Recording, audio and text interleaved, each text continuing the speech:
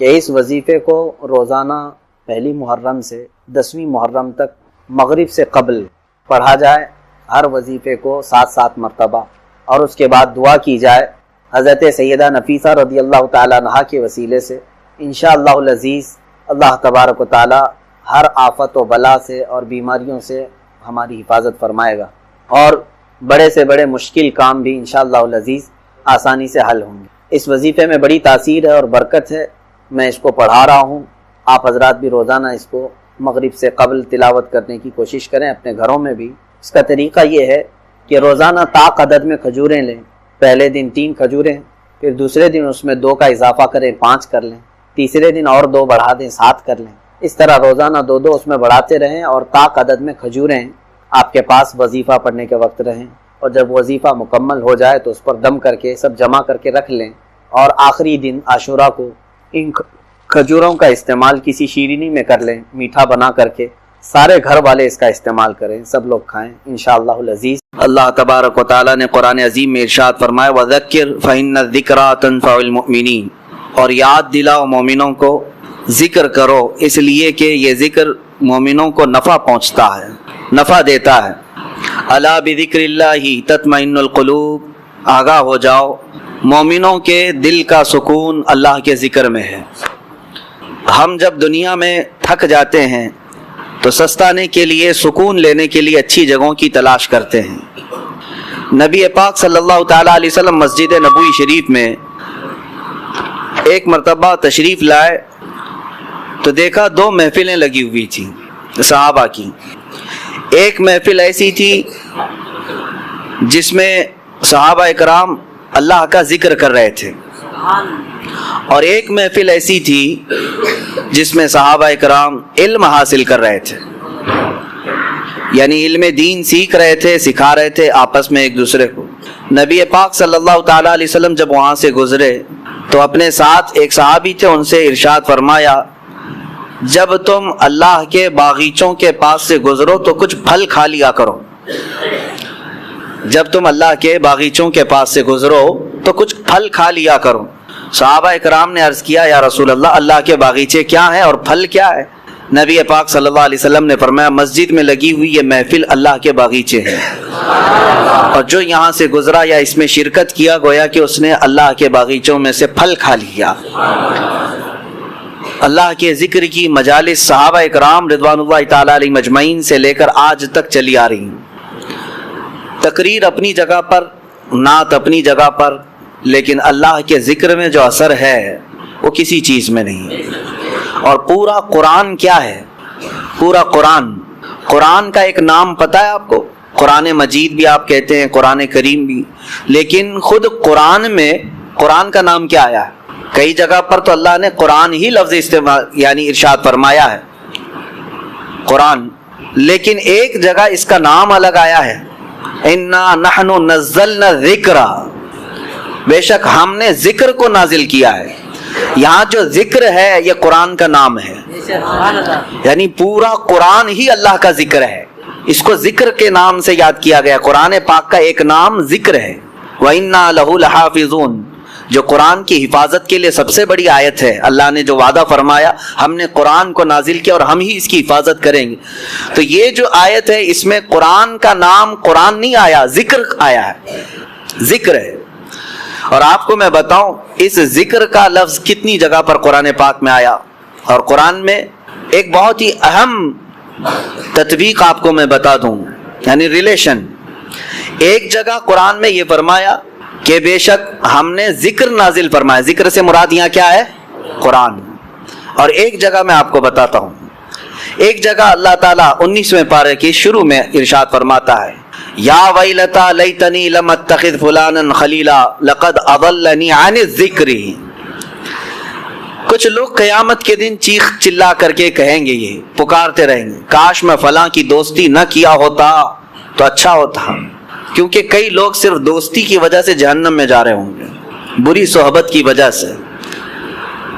لیکن وہاں پر جو بندہ یہ کہے گا یا ویلتا لیتنی لم اتخذ فلانا خلیلا، فلاں کو میں دوست نہیں بنایا ہوتا تو اچھا ہوتا، تو وہ دوست اس کو کیا کیا تھا ایسا دنیا میں جس کی وجہ سے وہ وہاں واویلا مچا رہا ہے قیامت کے دن، اس کے ساتھ کیا ایسا دھوکہ کیا تھا اس نے، دوست نے کیا کیا تھا؟ گمراہ کیا یا کس چیز پر مبتلا کر دیا، جھوٹ پر یا کسی اور گناہ پر؟ نہیں، وہ بندہ خود ہی پکار کر کہہ رہا ہے قیامت کے دن اس کی دوستی سے سب سے بڑا نقصان ہوا کیا؟ وہ کہتا ہے لقد اولنی عن الذکر، مجھے اس بندے نے ذکر سے روک دیا تھا، ذکر سے روک دیا تھا۔ قیامت کے دن یہ خود جو جہنم میں جا رہا ہے وہ کہے گا کہ مجھے اس نے ذکر سے روک دیا تھا۔ اب مفسرین فرماتے ہیں وہاں کون سا ذکر مراد ہے؟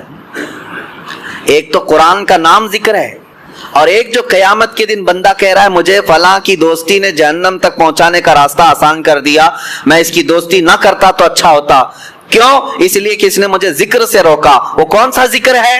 مفسرین فرماتے ہیں وہاں ذکر سے مراد محمد رسول اللہ کی ذات ہے۔ حیرت کی بات نہیں ہے، ایک جگہ پورے قرآن کا نام ذکر ہے اور ایک جگہ میرے آقا کا نام ذکر ہے۔ پتہ یہ چلا کہ قرآن پڑھو تو ذکر الہی ہے، نعت رسول پڑھو تو بھی ذکر الہی۔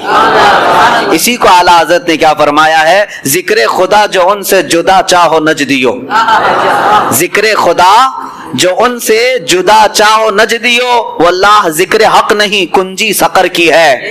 مطلب کیا ہے؟ سقر جہنم کو کہتے ہیں۔ اگر کوئی یہ کہتا ہے کہ اللہ اللہ اللہ اللہ کہنے کا نام ذکر ہے، اعلیٰ حضرت فرماتے ہیں ذکر حق نہیں۔ اگر تو حضور کو چھوڑ کر کے کرنا چاہے ذکر، یہ ذکر نہیں، کنجی سقر کی ہے، یہ جہنم کی چابی ہے۔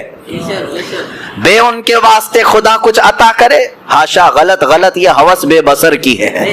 اعلیٰ حضرت فرماتے ہیں حضور کو چھوڑ کر تو اگر ذکر کے بارے میں کہتا ہے۔ الحمدللہ ہماری یہ مجالس اسی بات کی امتیازی شان رکھتی ہے کہ چاہے ہم اللہ کے ذکر کی مجلس سجائیں لیکن نعت رسول سے شروع کرتے ہیں۔ کیوں؟ ذکر کس کا نام ہے؟ ایک تو قرآن کا نام بھی ذکر ہے اور دوسرا رسول اللہ کی ذات کا نام بھی ذکر ہے۔ قرآن میں دونوں جگہ ذکر کا معنی ہے۔ اچھا، اور آپ کو میں بتاؤں، بعض لوگ جن کے پیٹ میں درد ہوتا ہے جب ہم رسول پاک کو نور کہتے ہیں، وہ یہ کہتے ہیں کہ نہیں، نور یہاں پر جو ہے نا اس سے مراد قرآن ہے، نور کا مطلب قرآن ہے۔ وہ یہ کہتے ہیں نور کا مطلب قرآن ہے، جیسے اللہ تبارک و تعالیٰ نے قرآن پاک میں ہی ارشاد فرمایا کہ قد جاءکم من اللہ نور وکتاب مبین۔ حیرت کی بات ہے، پڑھے لکھے لوگ اگر گمراہ ہو جائیں تو تعجب تو ہوتا ہی ہے۔ میں آپ کو بتاتا ہوں ایک مثال۔ آپ کو ایک ہی چیز کو میں دو ناموں پہ اگر بولوں تو آپ کہیں گے یہ زبردستی کیوں بول رہے ہیں آپ؟ مطلب اگر آپ سے میں کہوں کہ میں اپنے سر پر امامہ باندھا ہوں، ایک چیز ہو گئی، پھر کہوں نہیں میں نے کپڑا باندھا ہے، کیا مطلب ہوا اس کا؟ امامہ کس چیز کا ہوتا ہے؟ کپڑے کا ہی ہے، الگ الگ چیز ذکر تو نہیں ہوتی۔ لیکن قرآن جب یہ کہہ رہا ہے قد جاءکم من اللہ نور وکتاب مبین، اس آیت میں صاف ہے، اللہ فرماتا ہے بے شک اللہ کی طرف سے تمہارے پاس نور آیا اور روشن کتاب آئی۔ قرآن کا ہی نام اگر نور ہے تو پھر کتاب مبین کا مطلب کیا ہے؟ نور اگر قرآن ہی ہے تو پھر کتاب مبین الگ سے کیوں آیا؟ یہاں تمہیں پتہ یہ سمجھنا ہوگا قرآن کی بلاغت، عربی کی بلاغت، یہاں نور سے مراد میرے مصطفیٰ کی ذات ہے۔ اب میں آپ کو تسلیم کرتے ہوئے یہ بھی بتا دوں کہ ہاں جو لوگ کہتے ہیں کہ قرآن ہی نور ہے، غلط نہیں، ہم بھی تسلیم کرتے ہیں، بعض جگہ قرآن کو بھی نور کہا گیا ہے، اور کیوں نہ ہو، اللہ کا علم ہے، اللہ کی صفت ہے تو نور تو ہے ہی، بلکہ نور علی نور ہے۔ قرآن بھی نور ہے اور رسول اللہ کی ذات بھی نور ہے۔ اب دیکھیے دو چیزوں میں نے آپ کو بتایا، ایک ہی نام چل رہا ہے، قرآن کا نام ذکر بھی ہے اور رسول اللہ کا نام ذکر ہے۔ قرآن کا نام نور ہے، رسول اللہ کا نام نور ہے۔ اور آگے میں آپ کو بتاتا ہوں، ابھی بھی آپ کے سامنے شاعر پڑھ بھی رہے تھے بیدم وارسی رحمۃ اللہ تعالی علیہ نے، اس میں یہ بھی فرمایا ہے کہ قرآن یعنی قرآن کتاب جو آئی ہے اس سے پہلے ہی ایک کتاب آئی ہے۔ قرآن اللہ کی کتاب ہے، کتاب آئی ہے لیکن اس سے پہلے ایک کتاب آئی ہے، اس سے مراد تورات، زبور، انجیل نہیں، رسول اللہ کی ذات ہے۔ یعنی کتاب کا لفظ حدیث میں حضور کی ذات کو بھی کہا گیا ہے اور قرآن کو بھی کہا گیا ہے. دونوں یہ جو چل رہے ہیں ریلیشن، اس کے اندر جو تعلق میں آپ کو بتا رہا ہوں توجہ سے، بہت سارے لوگ اس میں گمراہ ہوئے، اس کے لیے میں آج یہ تعلق بتا رہا ہوں. ذکر کس کا نام ہے؟ قرآن کا. اور ذکر کس کا نام ہے؟ رسول اللہ کا. نور قرآن کا نام ہے اور نور رسول اللہ کا نام. کتاب قرآن کو کہا گیا ہے، کتاب رسول اللہ کی ذات کو. آپ سوال کر سکتے ہیں ایک ذات بھلا کتاب کیسے ہو سکتی ہے؟ ایک ذات اس کو کتاب کیسے کہہ سکتے ہیں؟ کتاب میرے عزیزو آپ کو سمجھنا ہوگا کہ کتاب کیوں پڑھی جاتی ہے. کتاب سے حاصل کیا ہوتا ہے؟ کتاب پڑھ کر کے آدمی کچھ نالج لیتا ہے نا، کچھ سمجھتا ہے اور کچھ اس کو نئی معلومات حاصل ہوتی ہیں، اسی لیے تو کتاب ہوتی ہے. اب کتاب جو پڑھنے والی ہے، پیپر والی ہے، ورق والی ہے، اس سے پڑھ کر کے آپ کو کچھ نالج ملتا ہے. تو مجھے یہ بتائیں وہ صحابہ کس کو دیکھ کر کے اپنی زندگی بدل رہے تھے؟ وہ صحابہ قرآن ابھی جو نہیں پڑھے تھے، قرآن پورا آیا ہی نہیں تھا، اس سے پہلے ہی ان کی زندگیوں میں بہت بڑا انقلاب آیا تھا. وہ کون سی کتاب پڑھ رہے تھے؟ تمہیں ماننا ہوگا وہ کتاب یہ نہیں، وہ کتاب ذات رسول کو پڑھ رہے تھے. کتاب دونوں نام ہو گئے، دونوں نام ہو گئے. اب آئیے اور ایک میں کمبینیشن بتاؤں. سب سے پہلے کون پیدا ہوا دنیا میں؟ سب سے پہلے کیا پیدا ہوا؟ حدیثیں الگ الگ ہیں. سنیوں میں مشہور ہے کہ حضور صلی اللہ تعالی علیہ وسلم نے ارشاد فرمایا کہ سب سے پہلے اللہ نے میرے، باقی آپ ہی کمپلیٹ کر رہے ہیں. پتہ ہے، ہر سنی کو پتہ ہے کہ سب جانتے ہیں حضور نے فرمایا سب سے پہلے اللہ نے، حضور نے کیا فرمایا؟ میرے نور کو پیدا. یہ سب کو پتہ ہے، لیکن حدیث اور بھی ہے. حدیث میں، ایک حدیث میں میرے آقا صلی اللہ علیہ وسلم فرماتے ہیں سب سے پہلے اللہ تعالیٰ نے قلم کو پیدا کیا. سب سے پہلے اللہ نے قلم کو پیدا کیا. اور ایک حدیث میں ہے حضور اکرم صلی اللہ تعالیٰ علیہ وسلم فرماتے ہیں سب سے پہلے اللہ تعالیٰ نے لوح محفوظ کو پیدا کیا. ساری کائنات سے پہلے کسی بھی چیز کا ذکر نہیں ہے وہاں، کسی بھی نور کا ذکر نہیں. حضور نے فرمایا سب سے پہلے اللہ تعالیٰ نے لوح محفوظ کو پیدا کی. تختی جس پر ساری کائنات لکھی گئی ہے، یہ لوح محفوظ کو. اب تطبیق دے کر کے بتاؤ، حضور پاک صلی اللہ تعالیٰ علیہ وسلم نے ایک حدیث میں فرمایا سب سے پہلے اللہ نے میرے نور کو پیدا کیا. ایک حدیث میں حضور فرما رہے ہیں سب سے پہلے اللہ نے قلم کو پیدا کیا. ایک حدیث میں فرما رہے ہیں سب سے پہلے اللہ نے لوح محفوظ کو پیدا کیا. آخر سب سے پہلے آیا کون؟ تو یہ فیصلہ جو ہے صرف عاشقان رسول کر سکتے ہیں. فنا فی الرسول، عاشق رسول اقبال لاہوری فرماتے ہیں، قلندر لاہوری علامہ اقبال یہ کہتے ہیں اس کا فیصلہ یہ ہے یا رسول اللہ لوح بھی تو قلم بھی تو، تیرا وجود الکتاب، ساری چیزیں آپ ہیں یا رسول اللہ.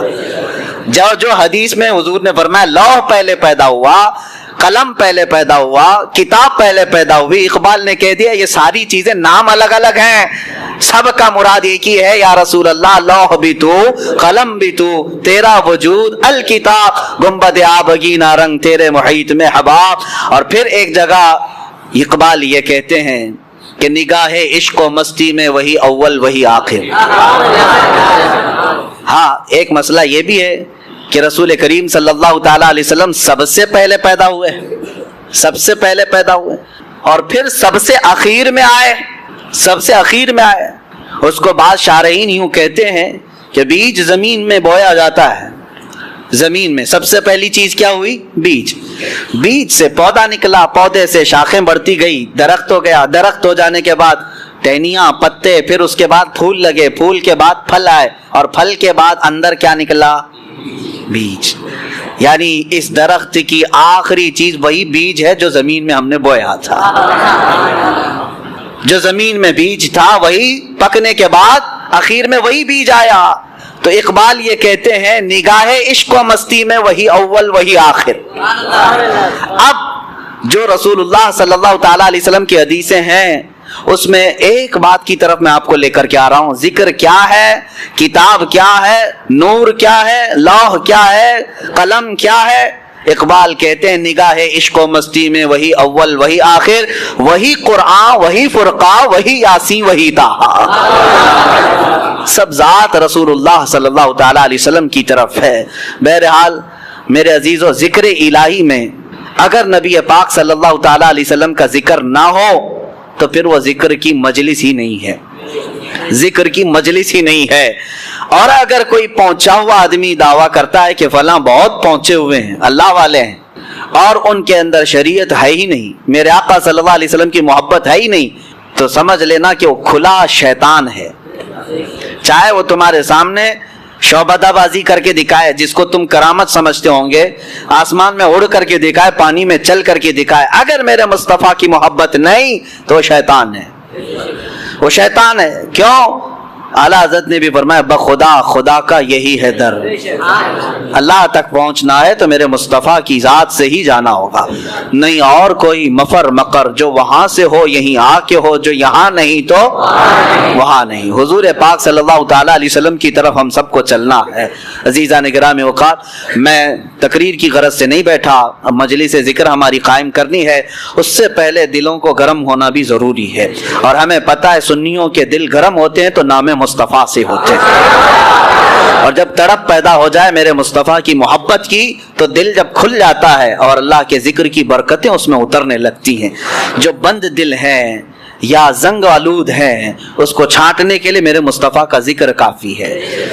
جس کے سینے میں محبت مصطفیٰ ہو، وہ یاد آتے ہی اس کا دل مچلنے لگتا ہے، دل دھڑکنے لگتا ہے، اور جب دل دھڑکنے لگے تو اس گرما گرمی میں ہی اسے سب کچھ دیا جاتا ہے۔ آپ کو پتہ ہے بہت ساری چیزیں نقش کرنے کے لیے تپانا پڑتا ہے۔ ہاں، سونے کو نقش کرنے کے لیے پہلے آگ میں تپایا جاتا ہے، جب وہ گرم ہو جائے تو چھوٹی سی ہتھوڑی سے اس پر اچھا خاصا نقش بن جاتا ہے۔ تو ہمیں پہلے اپنے دل کو تپانا ہے عشق مصطفیٰ میں، پھر ذکر الہی کی ضرب لگاؤ اس دل پر، دیکھنا پھر نقش بنتا چلا جائے گا، نقش بنتا چلا جائے گا۔ لیکن جتنے بھی اذکار ہیں، جتنے بھی ذکر آپ کریں گے، بے عشق مصطفیٰ کے کچھ نہیں۔ ہمارے بزرگوں نے فرمایا، بہت سارے مدرسے ہیں آج، ہاں، حضور کی گستاخی بھی کرتے ہیں اور بخاری بھی پڑھا